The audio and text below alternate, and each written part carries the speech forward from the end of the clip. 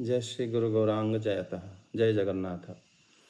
श्रीमद् भगवद गीता पंचम अध्याय श्लोक संख्या 19। ये श्लोक है कि अनुवाद पढ़ो दोबारा।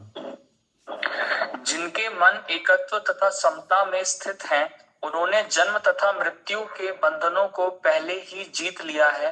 वे ब्रह्म के समान निर्दोष हैं और सदा ब्रह्म में ही स्थित रहते हैं। वो ब्रह्म के समान निर्दोष हैं और जिनका मन ही समभाव से आ गया हो। क्योंकि हम पिछले श्लोक में हम जो डिस्कस कर रहे थे कि विद्या विनय संपन्ने ब्रह्मणे गभि हस्तिनि सुनी चैव सोपाक च पंडित समदर्शिना। वहाँ पर श्री भगवान पंडित लोग जो होते हैं समदर्शी होते हैं। ये बात हम अच्छे से चर्चा करे थे। आज हम उसके ऊपर चर्चा करें कि श्री भगवान आगे कह रहे हैं कि जो समभाव से रहता है, क्योंकि ब्रह्म निर्दोष है और ब्रह्म जो वो स्वयं समम है, तस्मात् ब्रह्मणि स्थितः। अगर ब्रह्म स्वयं ही समभाव में है और दोष रहित हैं, तो फिर अगर जो इस प्रकार समभाव से अपने आप को रखता है तो उनको कहा जाता है कि वो पूरे संसार को जीत लिया है। जीतः असर्गः जीतः, वो पूरा सर्ग अर्थात सर्ग को हम लोग सृष्टि ही कहते हैं। श्रीमद् भागवत में सर्ग को सृष्टि कहा जाता है। कुमार सर्ग, हाँ, जब मतलब भगवान की ब्रह्मा जी प्रथम सृष्टि करे थे, तो ये जो सर्ग है पूरे सृष्टि को ही वो जीत लेता। ये श्री भगवान यहाँ पर कह रहे हैं कि चक्रवर्ती पाद इस श्लोक में कहते हैं कि भगवान यहाँ पर समदृष्टि की प्रशंसा कर रहे हैं। वो कहते हैं कि समदृष्टि त्वं अश्नौति। भगवान यहाँ पर समदृष्टि को प्रशंसा करते हुए ये श्लोक कह रहे हैं कि जे लोक में जिसकी सृष्टि हुई है इसको सर्ग कहते हैं, और जो लोग की मतलब मन मतलब श्रद्धा में जिसका मन समभाव में रहता है, ब्रह्म की जैसे भगवान है उसी की तरह अगर समभाव में रहता है, तो फिर वो व्यक्ति या वो वो महात्मा इस संसार बंधन से मुक्त हो जाते हैं। ये श्लोक की अर्थ है। इसमें जो ब्रह्म निर्दोष है, इस बात के ऊपर अगर हम चर्चा करेंगे कि ब्रह्म निर्दोष है, ये बात हमें कैसे पता चलेगा कि ब्रह्म निर्दोष है। वास्तव में जो दोष होता है, ये अगर अच्छे से हम चर्चा करके देखेंगे, दोष तो हमारा दो प्रकार की होता है। एक दोष तो होता है खुद दूषित हो जाना, मतलब स्वयं दूषित हो जाना, ये भी एक दोष है। जिसे हम जानते हैं हमारे शरीर में हम कितने भी अच्छे वस्तु खाने पर भी उस शरीर में जाके मल मूत्र आदि बना लेता है, वो दूषित हो जाता है। उसको हम अलग कैटेगरी में नहीं देख सकते कि हम ये टॉयलेट रसगुल्ला खा के हम टॉयलेट करे थे, यहाँ पर हम लोग खाली पूरी सब्जी खाए थे, अलग अलग नहीं होता। वो सारा जो है वो सारे मल जो है सब दूषित हो जाता है, वो स्वयं दूषित होता है, ये प्रसिद्ध है। और एक तो होता है हम दूषित ना होते हुए भी अगर दूषित के संबंध में हम आते हैं फिर दूषित हो जाते हैं। दो प्रकार की अदूषित होने की संभावना रहती है। एक तो है आप अपने आप दूषित हो जाना, दूसरा किसी के संग से, संग दोष से भी आप दूषित हो सकते हो। लेकिन ब्रह्म जो है उनके पास ये दो प्रकार की तर्क नहीं रहता। कोई प्रश्न करे कि वही भगवान चांडाल के हृदय में भी है, क्या दूषित नहीं होते हो? क्या वही भगवान ब्राह्मण के हृदय में भी है कि उसमें पवित्र नहीं हो जाते? वास्तव में ये उसी प्रकार तर्क, क्योंकि ब्रह्म को वो स्पर्श नहीं कर पाते कोई। जैसे आकाश स्पर्श ही न होकर रहता है, इसीलिए माना हमारा बृहदारण्यक उपनिषद कहा जाता है कि असंग हयं ब्रह्म। ये असंग हय पुरुषः, ये पुरुष ही असंग है।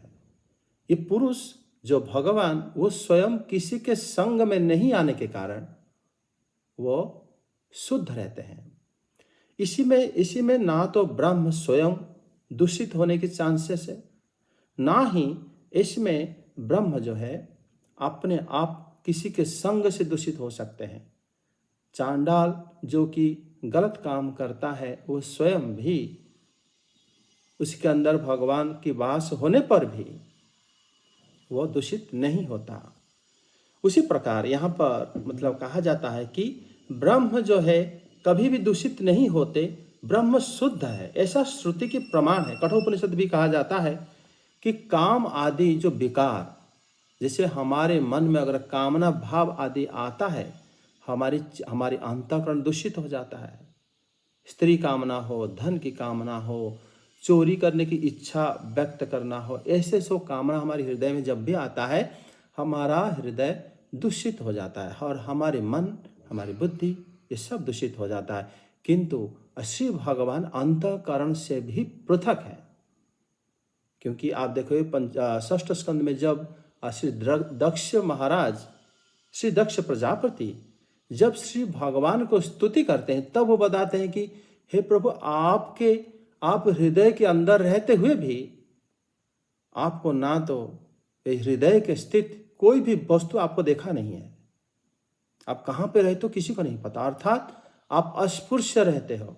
हृदय के अंदर हमारे मन, हमारी बुद्धि, हमारी चेतना, हमारी इंद्रियां, ये सब कोई भगवान को आज तक नहीं देखे। हम तो नहीं देखे, हम कहेंगे हृदय में, हमारे हृदय में जो वायु है वो देखा होगा, हमारे हृदय में जो आकाश है, हमारे हृदय में जो जल है, हमने जो खाना खा लिया वो भी अंदर गया होगा, वो भगवान को देखा होगा। लेकिन ऐसा भगवान को कोई नहीं देख पाता, वो अस्पृश्य रहते हैं। इसी कठोपनिषद के अनुसार भी ब्रह्म जो असंग रहने के कारण वो उनको संसार की दोष जो उनके तरफ उनको लिप्त नहीं होता, वो निर्दोष। इसीलिए यहाँ पर श्री भगवान जैसे ही मतलब निर्दोष ब्रह्म बताए हैं कि निर्दोष ब्रह्म की तरह ही वो महात्मा शुद्ध हो जाता है। समझे? हय तैर्जितः सर्गो ये संग साम्य स्थितं मनः निर्दोष ही समं ब्रह्म, ब्रह्म की तरह वो निर्दोष हो जाता है और तस्माद ब्रह्मणि ते स्थित, वो ब्रह्म में स्थित होता है।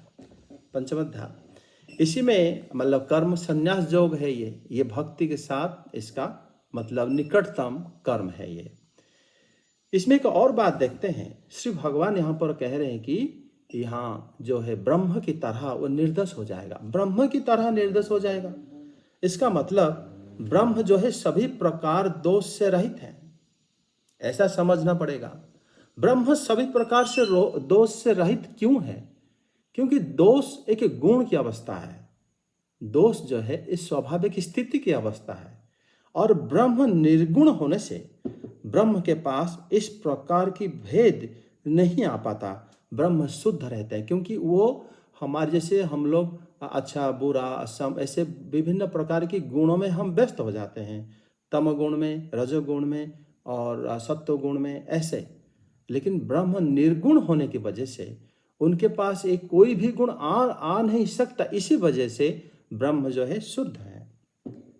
अब ब्रह्म शुद्ध होने से अब ब्रह्म को जो ये उनको जानता है, ब्रह्म की तरह सम हो जाता है, वो इस संसार को पार कर जाता है।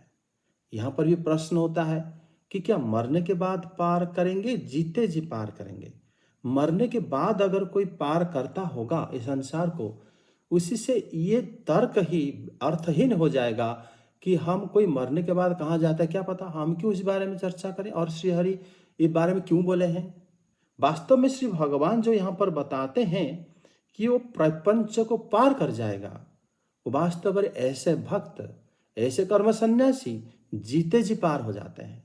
और इस प्रकार पार होता हुआ महापुरुष जैसे श्री प्रहलाद महाराज, श्री बड़ी महाराज, श्री भीष्मदेव, ये सब जो महात्मा हैं, श्री नारद, उनको देखा जाता है कि वास्तव में वो कर्म से, बंधन से, प्रपंच से पार हो चुके हैं। इसीलिए यहाँ पर श्री हरि यहाँ पर श्री अर्जुन देव को ये जो प्रश्न उठाए हैं कि तुम इस प्रकार ही अगर कोई महात्मा ब्रह्म की तरह सम भाव जिसको प्राप्त हो जाता है, वो मुक्त हो जाता है।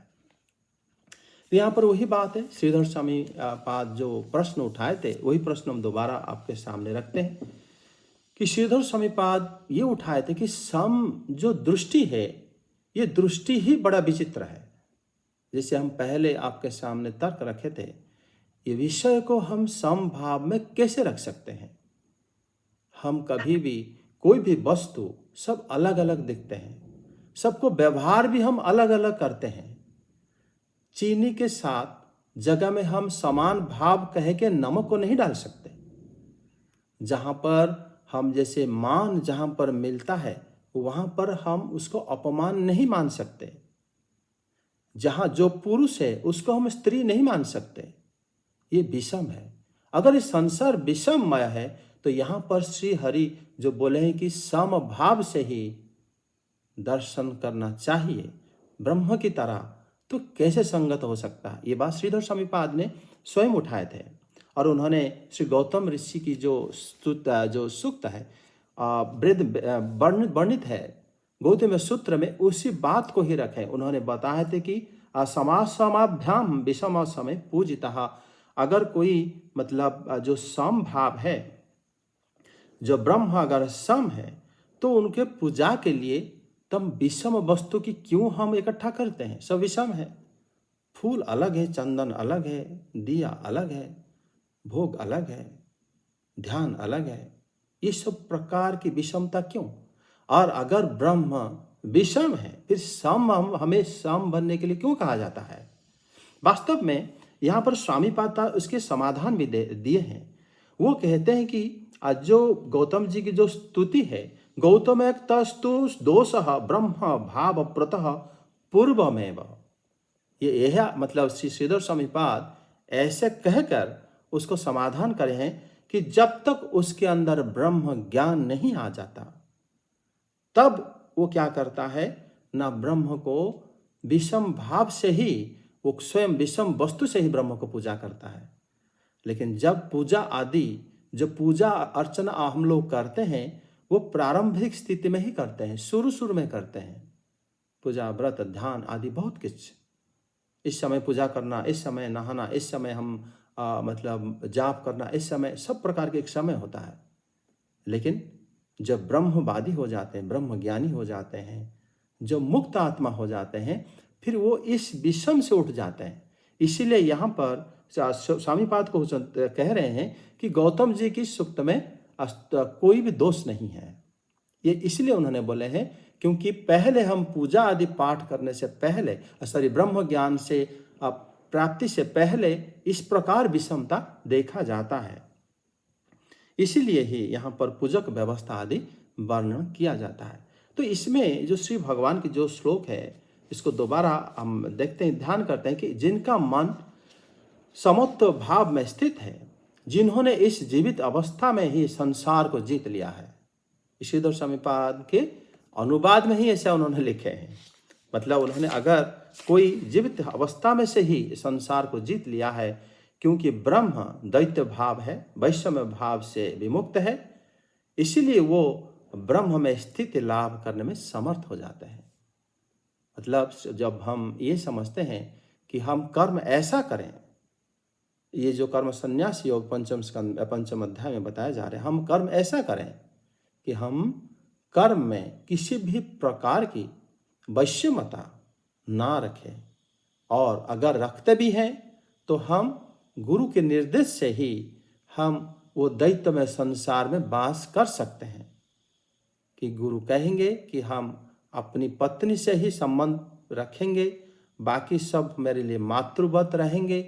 अपने घर जो हम न्याय उपाय में जो धन को ग्रहण करते हैं, उपार्जन करते हैं, उसी को गुरु के निर्देश से ही खर्चा कर देंगे। बाकी सबकी धन हमारे लिए लोष्ट व्रत है, पत्थर जैसा हमारे लिए है, पत्थर मिट्टी के समान। हमारे उसमें कोई उसमें अधिकार नहीं, ना हम इच्छा रखना चाहिए।